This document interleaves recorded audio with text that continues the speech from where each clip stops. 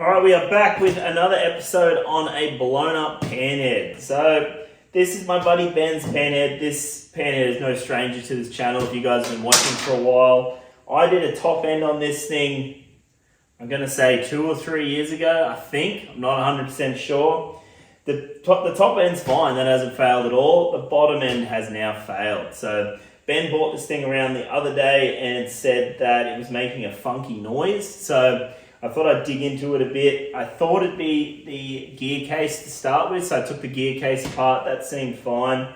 So I figured just to be sure, we'd take the top end off and have a look. Luckily, we did. So I took the top end off and had a look. And I noticed on the rear cylinder, the gudgeon pin had blown out the clip and was digging into the side of the barrel. So I was sort of like, why the hell would that have happened? So pulled the barrel off and the rod on the rear is absolutely cactus. So I'm thinking that the rod's probably on an angle like this firing, and that is pushing the gudgeon pin into the side of the clip. You know, a couple thousand knocks in the side of a clip will blow it out pretty fucking easily. And it's just shoved the pin into the side of the barrel and put a big groove down the side of the barrel. So I've already got this top end off this thing. As you can see, I was just sort of digging into it and seeing what was wrong with it. I didn't know that it was fucked. So now that I have done that, I have sent the barrels off to get re-sleeved because the pistons were at like 60 thou over already. You can't really get much more meat out of them. So I've sent them away to get standard bore sleeved back into them. So the heads I'm just going to send away and get redone again anyway. We got this thing apart. Why not put it back together perfectly fresh? So basically in this episode, what I want to do, I want to get this motor out of this fucking bike. I want to get it out of the bike and onto the bench, and I want to go through and see what we need to order. So obviously I'm going to need a rod set for this thing, so I want to order that, see what sort of bearings I need for it, etc, etc. And then once we have all the parts back together, I've got the case of vapor vice and everything, we can slap this fucking thing back together, get it back in the bike and get hooning around again. So let's just time lapse this. I'm just going to pull the rest of this fucking engine out, and basically all I've got to do is just pull off some oil lines and a primary, and I'll have this engine pretty well out. So let's go into it and have a look what we are working with. Right, I just thought I'd come through and give a bit of an introduction to this bike for people who might be new to this channel. This is my buddy Ben's bike. He bought this thing down on the Gold Coast a while ago, and it was just sort of a bit of a bitzer. It fucking barely ran. It barely fucking did anything properly, spilled all its oil out, and I've sort of just been working on it for him ever since. So here's a photo of it before I pulled it apart, and I've done a heap of fucking fabrication stuff like that exhaust and a few other bits and pieces, but this is generally how he bought it. But since then, I've completely fucking rebuilt the gearbox. It broke the case, so it's got a brand new case in it now, and just done a heap of odds and ends on it. And now that the bottom end is fucked, I'm going to be rebuilding that. So once this bottom end is completely rebuilt and the top end is completely rebuilt again, this engine is going to be absolutely minty. So Ben's hopefully going to have no issues after this, and he's just going to be able to get on this thing and fucking ride it. He's had a bit of a roller coaster ride with this bike, to be honest, and hopefully this is the end of it.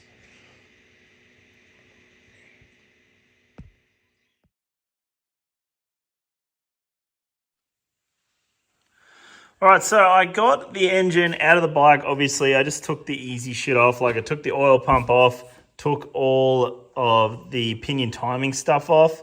You might need to use a bit of heat. I did. I just had to heat this guy up a little bit and then use a puller to pop it off. That was no worries. A little bit of heat is your friend. So basically, this is the bare shells of Ben's engine. I should probably start with saying this is a 55. So 55 means this is a Timken roller engine. Timken roller started in 55, actually. I'm pretty sure this is first year Timken roller.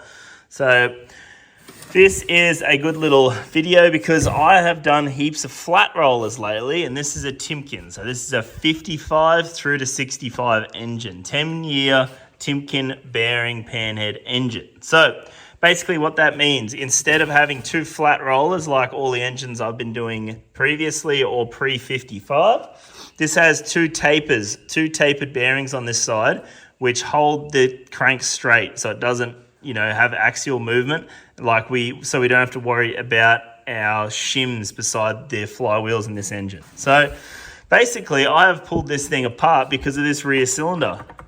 Look at that. So if we have a look down in here, look at that. The bearings have absolutely failed, or the racers have failed. Something has failed down here. Like the front is really, like the front's bad, but it's not terrible. It's not as bad as the rear. The rear should be solid as solid. The rear is always your strongest rod. So that guy has freaking failed. So that is basically what we are pulling this engine apart for. There's no point pulling it apart and just fixing that. We might as well fix the fucking whole lot, or replace the bearings anyway, replace the Timkins, do all that shit. So I'm also going to do hydraulic lifters in this thing. Ben is pretty retarded, and I'm not sure if he understands the concept of adjustable push rods. So I'm just going to go through and put hydraulics in there so he never has to adjust them again. He can just leave this engine alone. The less he touches this engine, the better. So Ben is unfortunately a mate of mine. That's why I will be ripping on him in this series big time. I don't mean half of it, or maybe I do. You can be the judge. So basically what I'm going to do now, I'm just going to take off all our case bolts now and slip this thing apart. So slip this thing apart, and then we'll have a look at the bearings and whatnot on the inside. All right, so make sure you got plenty of fucking rags for this bit. This key is gonna fucking spill his guts of oil everywhere. Now, if you're unlike me and you have a gear puller, a 3-prong gear puller, you can put it on here and then push the crank and pull this case off. I don't have one of those, so I'm going to do this the old-fashioned way. I'm just going to give this a little knock here. Split these cases. That's really all it needs. The cases are split already. Like I said, now it is absolutely spewing oil everywhere. So I need to get myself like what do they fucking call it? Like a teardown table that has like a drain for oil in the middle. I really freaking want one of those. So that is going to be on my wish list coming up. So look at the oil fucking spewing everywhere. So basically all we do, pull this fucking bitch off just like that. And there we fucking have it. What's it reckon? 58 casting. I was going to say earlier that... Oh no, this is right, Clay. I was going to say earlier that the engine number on this thing doesn't look very authentic, but we'll have a look what the other casting number says here. It's got a 58 stamp here, so that's when this casting started. So looks like there is some crap in the race too, so I'm going to have to give this race a hone. Not the end of the world, but also not amazing. Yeah, the bearings have got a bit of fucking shit in it. I'm going to do that upgraded bearing that I talk about in this thing. I'm going to use an Evo style bearing. Instead of using 2 short rollers like this, going to use 1 long one. And that'll definitely help with longevity for this thing. There's my fucking compressor. Basically, I'm going to pull the crank out of this thing. I'm going to clean up the cases, and then let's start measuring up some bearings and stuff to put this thing back together.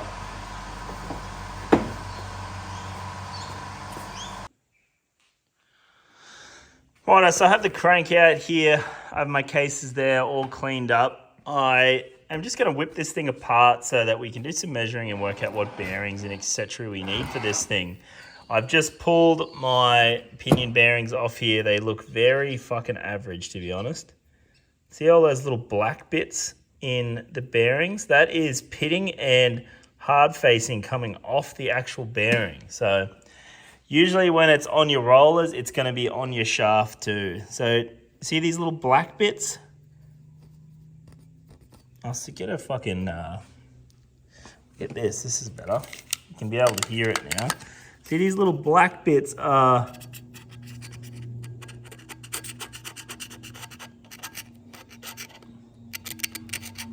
they're like pitting in the hard facing. So there is bits of this hard surface coming off. So that shaft is fucked. So that's fucked. Obviously rods are fucked too. So the crank pin's fucked. And you really can't fuck this guy because it's got this press-on bearing. So our sprocket side is going to be fine. So let's put this thing in a little tool and crack it apart and see how bad this guy is.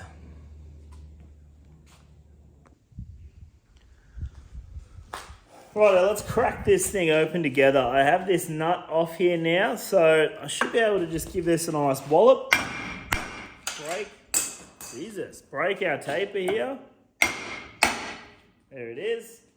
Nice solid thud always breaks a taper. So let's have a fucking look what we're working with. All looks pretty. These are a steel race freaking flywheel. So that's interesting. She's fucking not happy, that's for sure. Let's see if we can leave these behind and see what it looks like. Oh, it's an early style small roller motor. So the knife was alright, wasn't it? It was the fork that was flogged out. Yeah, look at it there. See that? All the material missing there. So that is not ideal. So we should be able to see that on this side too. Yeah, all the rollers are absolutely fucking dead on this side. So that is where our issue lies. So let's pull this off. Put that to the side. Doesn't matter if I lose a fucking roller because there's no way we're using this again. And yeah, you can see there it's missing all the hard facing off that edge of the roller there. So looks like it's oiling fine and everything. It's just, had a failure.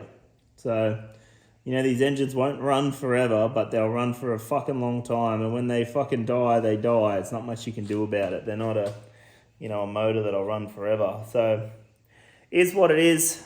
Let's crack this apart the rest of the way and then get into writing down a list of what we need to order. Next. Alright, so now is the part where I get to sit down and do a bit of a list and work out what the fuck I need for this thing. So basically where we want to start. When you want to start ordering parts, you need to sort of work out what you're dealing with, what your engine is. Now, this thing says 1955, right? On the VIN number. So our VIN numbers, I've just got rid of these ones so you losers at home don't steal my VIN number, but 55 FL, so that tells us it's a 1955 and an FL model. FL was like your bagger, higher compression and all that sort of thing, higher horsepower, all that sort of shit, the good one. So it's got 55 FL on there, right? I'm going to put a LOL behind there for FLOL. Basically, the way to date one of these things, it's pretty fucking easy. If we come inside, we see these last two digits as a 55. So that doesn't tell us the year. So possibly someone's looked at that and then called this a 55, but that's not right. That is when the casting started. So they started to use this casting in 55. So that could have gone from 55 all the way to 65 for all we know. So that's when the casting started. So if that was the only thing we went off, sure, this number could have been correct. But there's another number on this case to look at, and that is here. If you ever see someone talk about a belly number, this is the belly number. Both cases have a belly number. And what they talk about, a matching number engine, they talk about these belly numbers matching. So all that means is the belly number is not the VIN, right? All the belly number means is it's just a number they put in when the piece was cast. It is a date. It might be a casting, and it might be a fucking location. Who knows? But basically, when people talk about a matching belly, they mean that the engine belongs together. It is a married engine from factory. So a married engine from factory is always worth more because they always fit the best. If you do 100,000 of these fucking things in a year, you're going to get pretty good at it. So someone that does them at home, 1 or 2 a year or something, is not as good as a factory matching these things. So as you can see here, we got a 1586910 on both our cases. So we have a factory matching bellies here. So basically the only one you want to worry about is the second 2 digits. So the second 2 digits are the year. So it's the year of or the year before the VIN. So they store these things for up to a year and then use them, right? So that would mean that this case is either a 58 or a 59. So that's how we can tell that this is not right. So that is basically where I'm at with this thing. So this thing is either a 58 or a 59. So I'm just going to put a 58 to 59 pan here. So basically, this being a Timken bearing engine, it's a little bit easy to order something. So all we need to order on this thing is a Timken assembly. So they are all generic. They come as a kit like this, a matched kit. They've got a spacer on the outside and the inside, and that is what sets your lash for these bearings. So they come as a kit. That's fine. So we got Timken assembly. So that is the main thing we have to buy, right? So the next thing we want to do is on these spline drive motors like this, these Timken assembly spline drives, they've got this screw-in. So that is our crank seal. They're actually pretty expensive, funny enough. It's fucking annoying because they're a fucking annoying bearing. They're annoying screw-in seal, right? And you can't just buy the seal, you have to buy the whole screw-in. It's fucking annoying and adds up really quick. So we're gonna go, I got oil on my pen now. Main shaft seal. So I need to order one of those dogs. So basically I'm just getting all the bearings and stuff together to start with, and then I'll fucking order a gasket kit for this thing later. I'm not that fucking worried about it. So I'm just going to put it on there now that I've said it, because Ben can just give me a fucking wad of cash and I can tell him how expensive it was. Basically, we know the rod set is fingered, right? If we're in America, the easy way to do it is you would just fucking buy races for it and buy new bearings, put it in your sun and home and do it. But here in Australia, that is fucking expensive. And by the time you buy the races, buy all the new bearings, press the races out of those rods, press new races in, and then hone those races to suit your new bearings, you might as well have just spent the $500 for a whole new rod set. So that's literally what it costs. And by the time you did all that stuff and bought the parts, it's fucking not worth it. So we're going to buy a rod set for this thing. So we can just fucking put this thing in. It comes with new nuts, fucking new everything. And it's a fucking new races, everything, bolt in, ready to fucking go. So that is what we're going to do with this thing.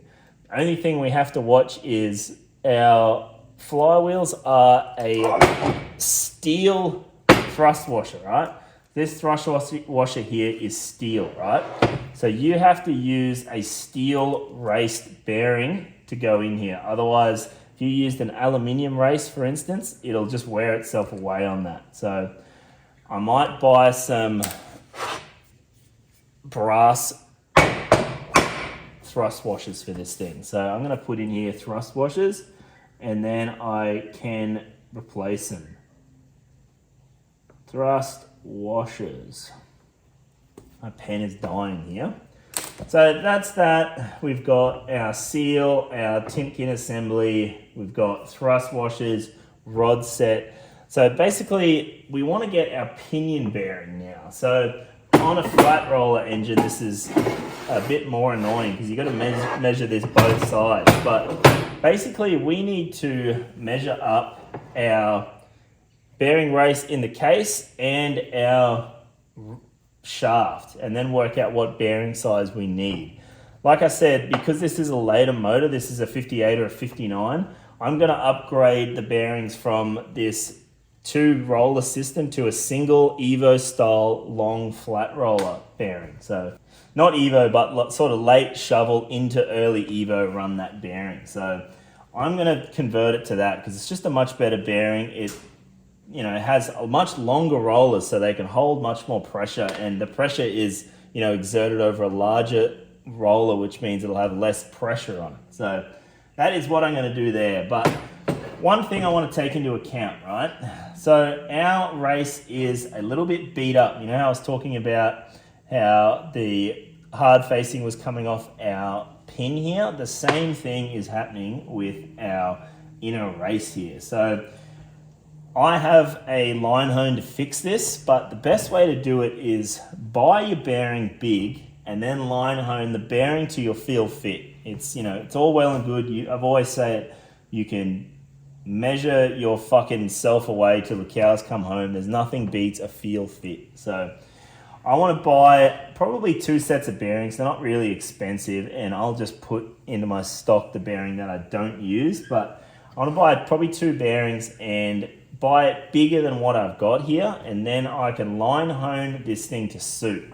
It's not much point, you know, buying the biggest bearing that this race can take and then line honing that out and then realizing you've line honed it too much and then have to replace the bearing. So I'd rather buy the bearing, make sure it's tight, and then line hone it to fit. So the other issue I've got is the shaft is also missing some hard facing off it like we spoke about. But lucky for Ben, I have this one that came off another motor that I did, and it's pretty well Mickey Mouse. So I'm going to donate that to Ben's cause, because this thing is probably $350 Australian to buy. So basically what a bag will cost you. So I'm going to donate that to Ben. This one is a bin job. So you just got to make sure you've got the right ones. There's a few different year pinion shafts. So this is the correct one for his motor. So I will donate that. So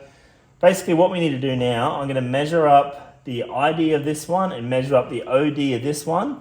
And then S&S have a funky little chart that'll tell you what size bearing to put in there. Now, when we go and use later style bearings in early motors, they don't go from a 1 or 2 or a 3/10 of a thou over. They go in colors. So you have different colors that suit different shit. Makes it a lot easier, actually. So let me measure this up, measure that up, and then we'll go through their little chart and work out what color we need to buy.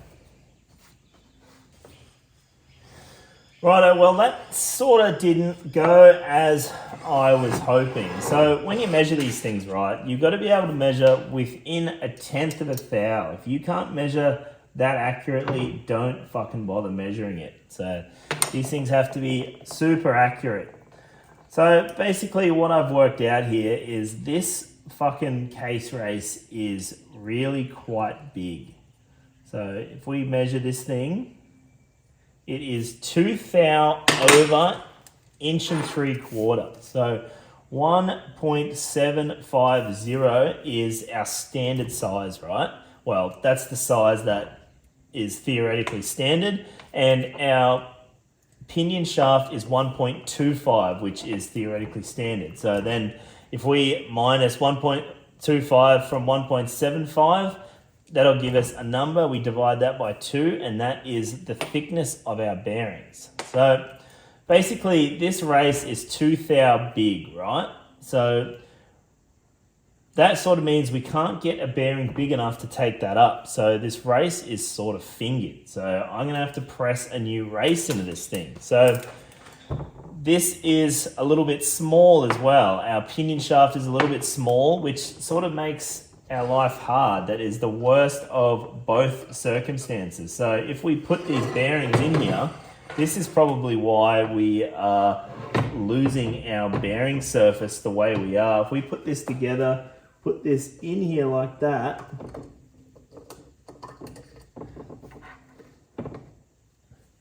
see that? See, we got this up and down movement. That is not what we want. So that banging around in there is probably what's caused our bearing to fail. We want that way tighter than that. So yes, we want a bit of movement, not that much. So that's a good indication of what happens when the bearing size is wrong. You'll start to eat away.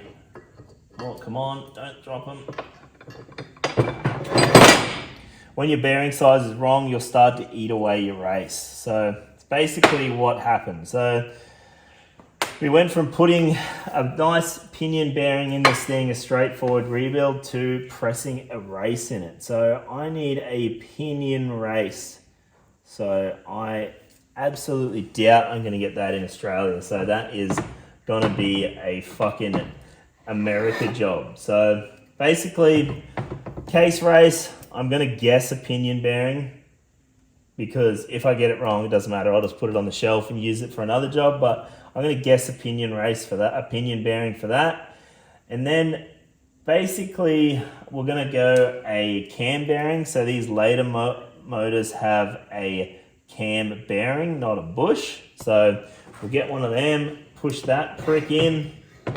And then that is pretty well all our major pieces. So we're sort of good to get us started. And then once we've done that, got our flywheels and everything assembled, then we can start assembling these cases. Like I said, I want to, with this case race, right? So we got to press the case race into this thing, and then we've got to line hone it round again. So 9 times out of 10, when you press a race into a case, it's not perfectly round. So you have to line hone it round again. So you sort of want to have a pinion bearing once again for that. So when you're honing it round again, you can hone it to the right size for the pinion bearing and the new pinion shaft. So that's why I sort of want to guess a pinion bearing, because then I sort of can make the case to the bearing and just hone it to the right size. So basically I'm pretty well dead in the water with that until I can buy some of these stuff. The other thing I want to check in order, if I'm getting it from the States, let's go through and check our idler bushes and stuff like that. I can see this idler shaft has a bit of heat in it, so I wonder what that's about. But the other thing you want to check is that your idler shafts aren't loose. A lot of the times they bang around in there and flog out. So I'm going to go get our idler and dizzy gear stuff, and we'll see how that fits in there.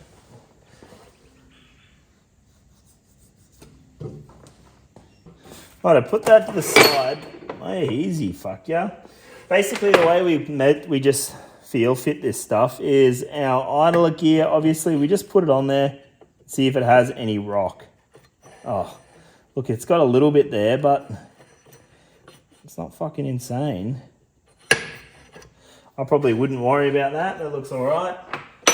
Our timer gear. Oh, that's mint.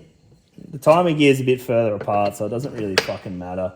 This guy is more of the issue. I might just buy a bush for that just because.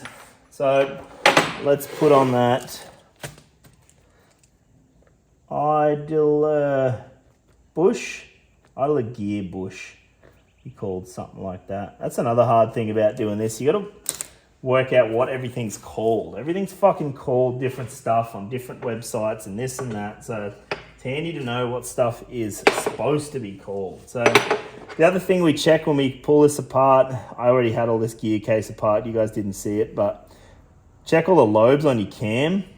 They all look fucking pretty good on this. This is a pretty beefy cam too. You can tell a fast cam by how wide the top of the lobe is. And this guy is pretty beefy.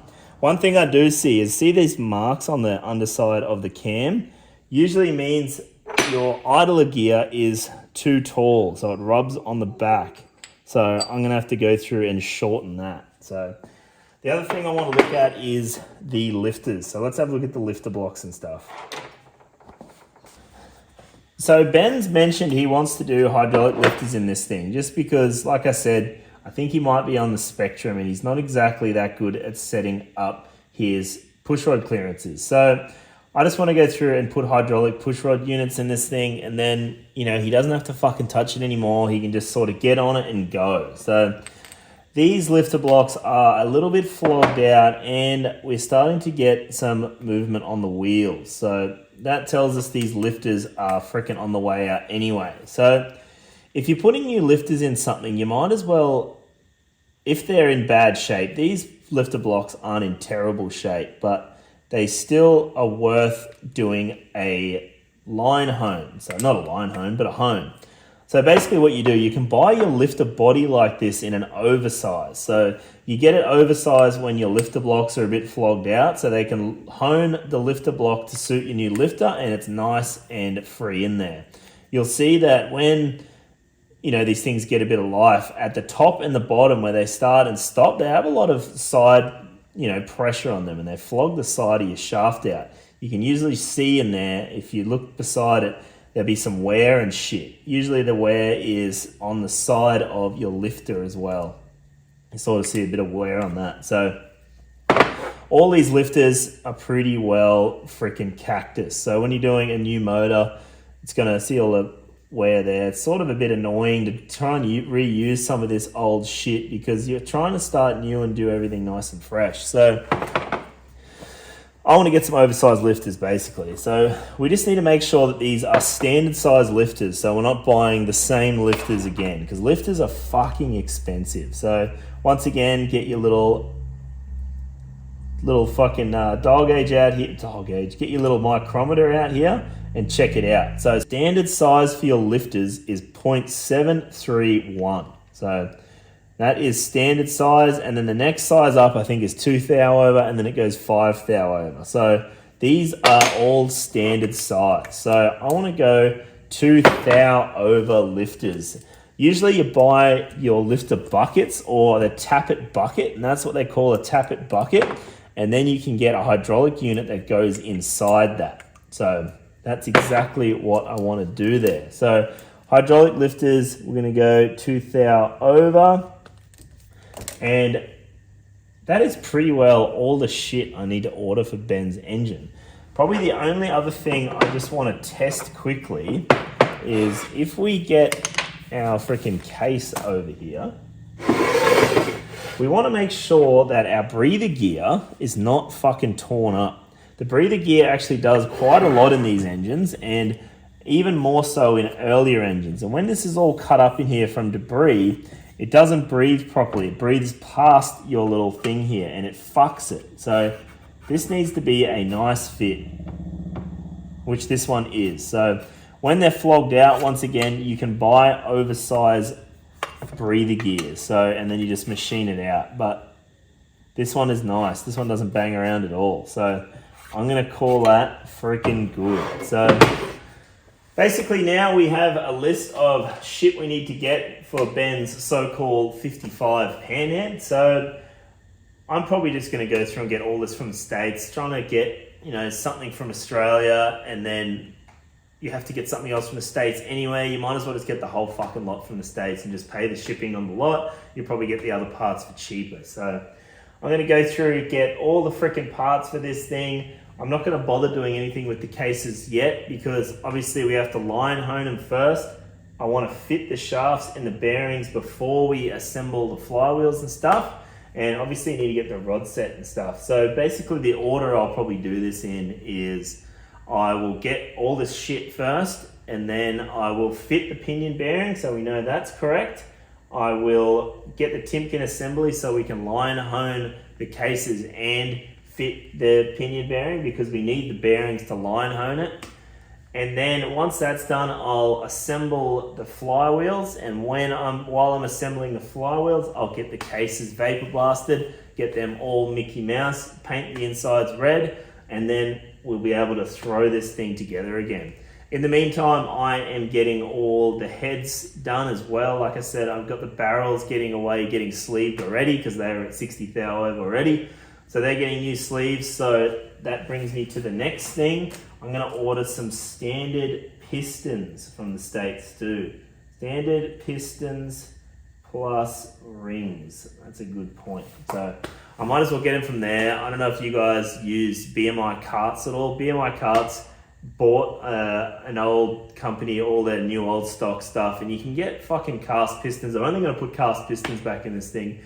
I don't want anything fancy. You can buy cast pistons for like $50 US.